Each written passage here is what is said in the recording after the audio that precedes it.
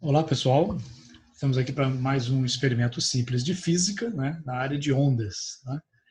Bom, inicialmente, nós vamos determinar a intensidade luminosa em dispositivos emissores de luz. Então, se você tem uma fonte de luz, ela ilumina uma determinada área e essa quantidade que atinge a área pode ser medida por um instrumento. E você tem esse instrumento na sua mão, um celular. Então, vamos utilizar um instrumento de uso bem comum hoje em dia, para medirmos uma grandeza física. Né? Existem vários aplicativos para celular capazes de medir a iluminância, né, ou intensidade de iluminação, que é medida em lux. Ela corresponde à incidência perpendicular de um lúmen. Né? Um lúmen é a medida de fluxo luminoso em uma superfície de 1 m². Então, é um padrão para se medir a quantidade de luz, inclusive para o trabalhador, né? Porque a intensidade de luz no trabalho tem que ser regulamentada, e ela é regulamentada.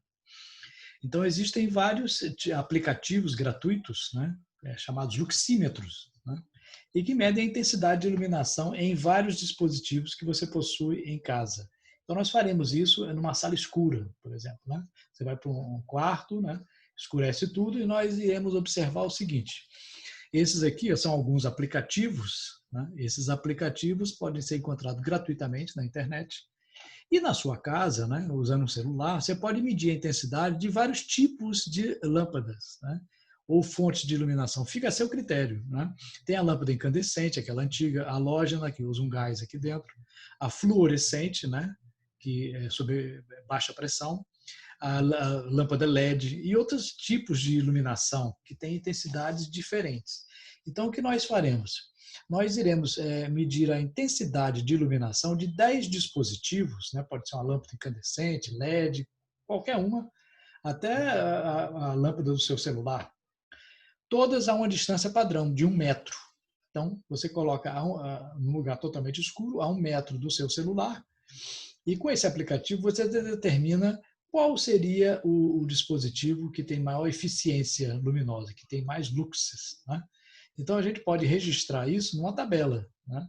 Em que você numera os dados que serão obtidos. Vamos fazer com 10 fontes luminosas, quaisquer. Né? E no eixo X, você vai botar a identificação do dispositivo. Então, você vai botar aqui lâmpada de tal tipo, celular, lanterna de tal tipo, todos eles sem interferência da iluminação externa. Um quarto totalmente escuro a 1 m de distância. E no Y você vai colocar a medida que o seu celular fez em luxes daquela fonte. Né? E com esses dados você vai construir um gráfico, só que é um gráfico de barras. Né? Esse gráfico de barra é um tipo, né, de gráfico. Você vai colocar a intensidade luminosa na vertical, no Y, e a identificação, né, o nome. Né? Você pode também colocar A, né, B, C, D também pode, né, colocar no gráfico. Então, você vai identificar nesse quadro de barras, nesse gráfico de barras, o objeto e o nível de intensidade luminosa que ele tem a uma distância padrão.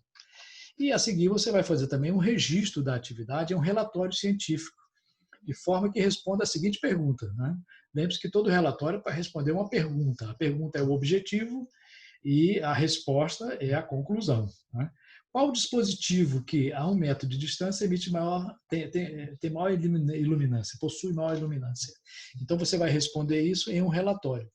Se você se lembra direitinho como fazer um relatório, ótimo.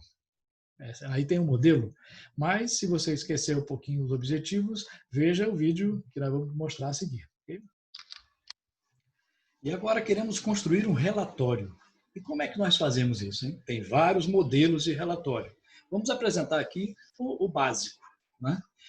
Para fazer um relatório, você precisa de um método científico. Tem que ser baseado no método científico.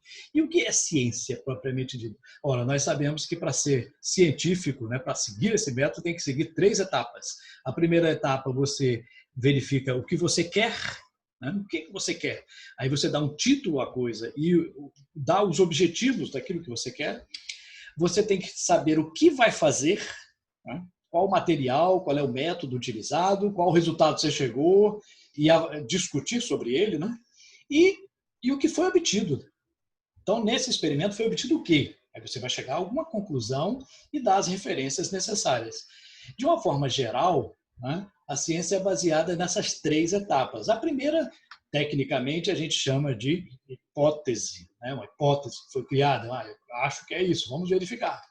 O que fazer? Vamos fazer uma análise, vamos fazer uma pesquisa e, finalmente, você chega a uma conclusão. Então, baseado nessas 3 coisas, você pode fazer o seu relatório. Como exemplo, nós temos um relatório aqui em que, com os tópicos principais, né? Primeiro, não esquecer que nós temos que dar o título e o objetivo nesse relatório. E, geralmente, ele é numerado, então não esquecer a numeração do relatório. No título, né, nós vamos colocar o quê? Ali no título, você nunca deve usar um verbo no infinitivo. Então, nunca comece com o título do relatório, determinar a velocidade média. Não, nada disso. Você coloca de outro jeito, você bota determinação da velocidade média, análise da temperatura, avaliação de um procedimento tal, tal, tal. Então, nunca começa com o verbo no infinitivo. Já o objetivo é o contrário.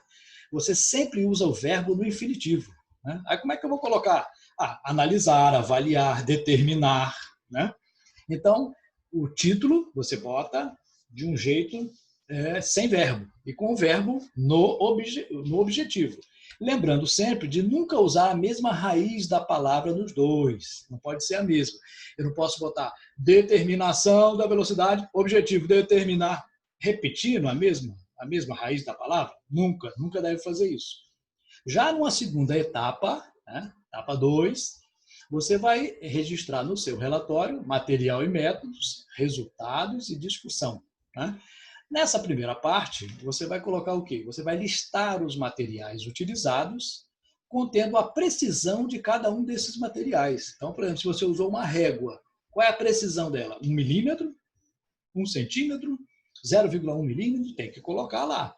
E vai colocar também a metodologia, você vai descrever a metodologia utilizada detalhadamente, passo a passo. Porque lembre-se, você faz um relatório para os outros e não para si mesmo, né?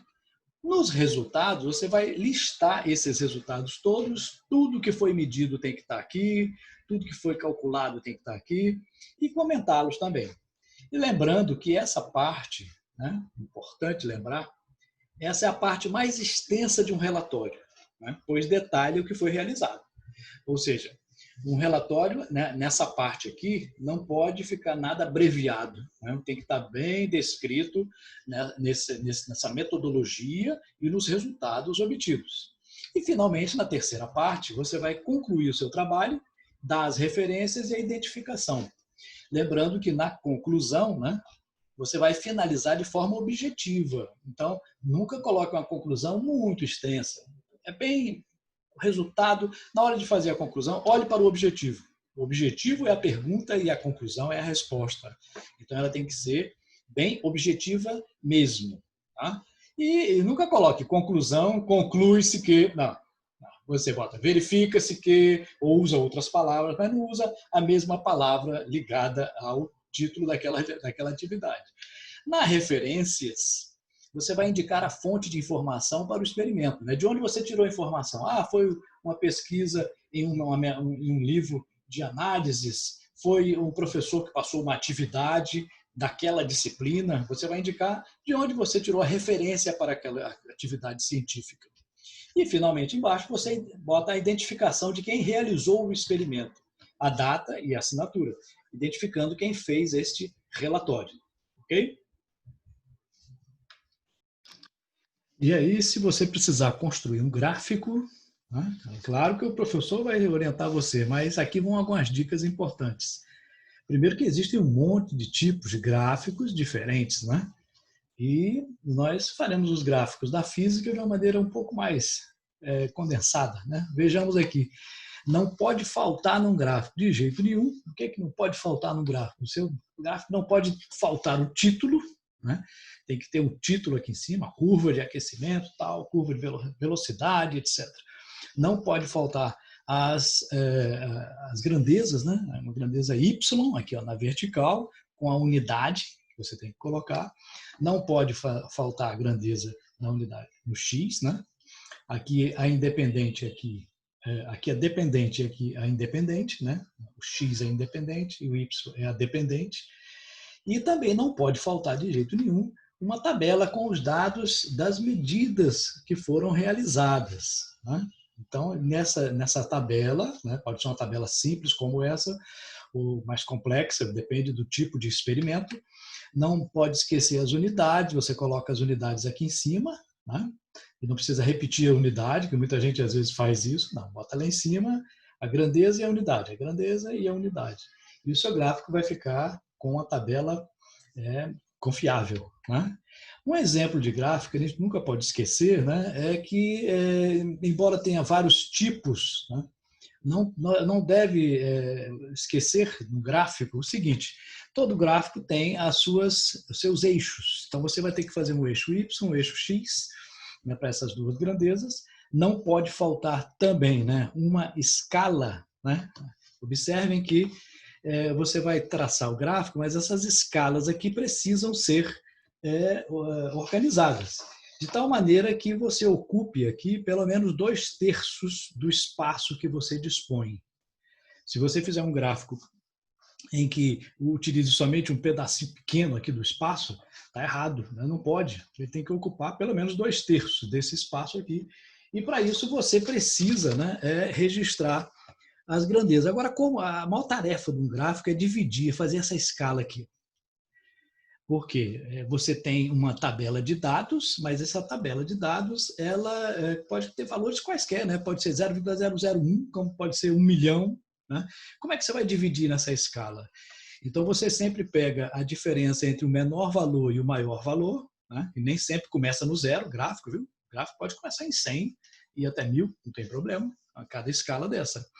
Mas você tem que pegar a diferença, né, e comparar essa diferença com o tamanho que você dispõe aqui em centímetros, por exemplo. Você vai fazer um gráfico, digamos que daqui até aqui tem 15 centímetros.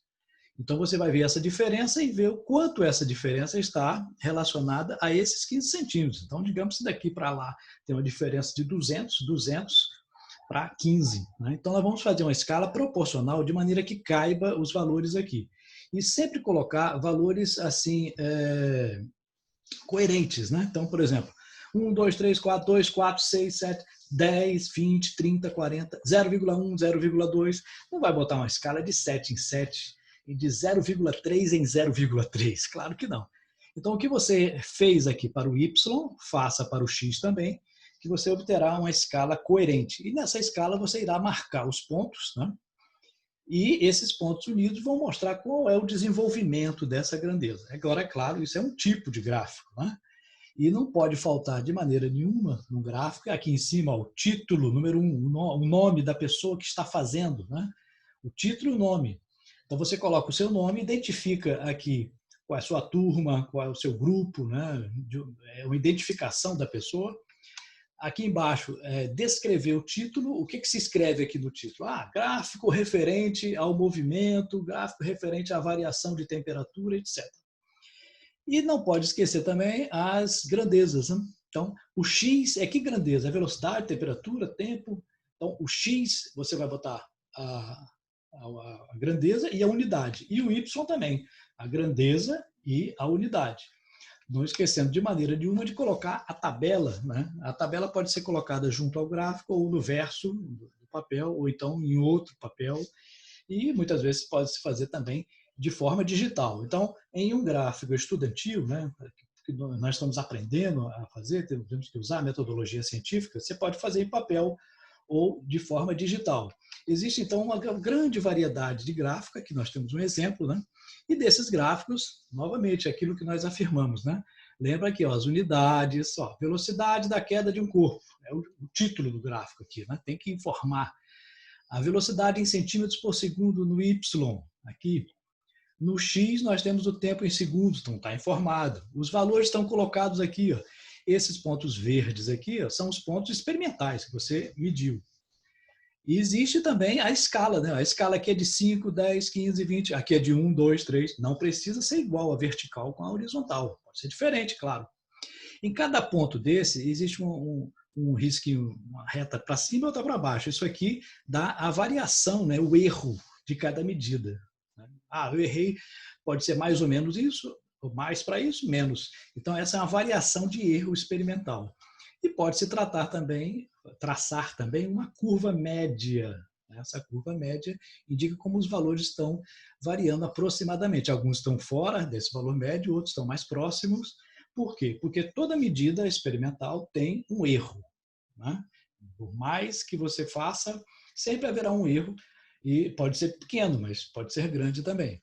Então, existem vários tipos de gráfico, né? Nesses gráficos, observem, existe a faixa de erro, né? Marcada aqui, né?